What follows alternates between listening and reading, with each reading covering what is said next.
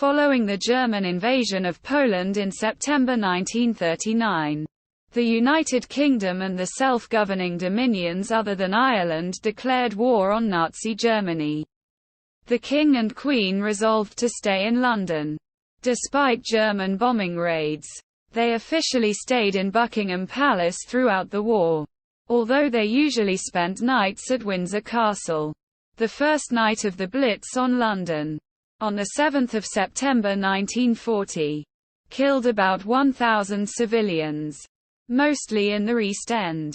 On 13 September, the couple narrowly avoided death when 2 German bombs exploded in a courtyard at Buckingham Palace while they were there. In defiance, Elizabeth declared, "I am glad we have been bombed. It makes me feel we can look the East End in the face." The royal family were portrayed as sharing the same dangers and deprivations as the rest of the country. They were subject to British rationing restrictions. And U.S. First Lady Eleanor Roosevelt remarked on the rationed food served and the limited bathwater that was permitted during a stay at the unheated and boarded-up palace. In August 1942, the King's brother, the Duke of Kent, was killed on active service. In 1940, Winston Churchill replaced Neville Chamberlain as Prime Minister, though personally George would have preferred to appoint Lord Halifax.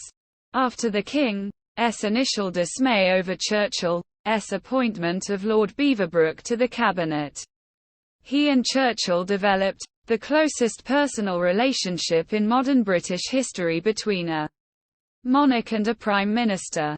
Every Tuesday for 4.5 years from September 1940, the two men met privately for lunch to discuss the war in secret and with frankness. George related much of what the two discussed in his diary, which is the only extant first-hand account of these conversations. Throughout the war, George and Elizabeth provided morale-boosting visits throughout the United Kingdom, visiting bomb sites, munitions factories, and troops. George visited military forces abroad in France in December 1939, North Africa and Malta in June 1943, Normandy in June 1944, southern Italy in July 1944, and the Low Countries in October 1944. Their high public profile and apparently indefatigable determination secured their place as symbols of national resistance. At a social function in 1944, the chief of the Imperial General Staff, Field Marshal Alan Brooke, revealed that every time he met Field Marshal Bernard Montgomery, he thought Montgomery was after his job. George replied, "You should worry. When I meet him, I always think he's after mine." In 1945, crowds shouted, "We want the King," in front of Buckingham Palace during the Victory in Europe Day celebrations.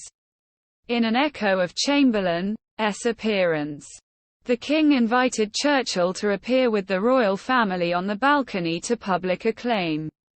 In January 1946, George addressed the United Nations at its first assembly, which was held in London, and reaffirmed our faith in the equal rights of men and women and of nations great and small.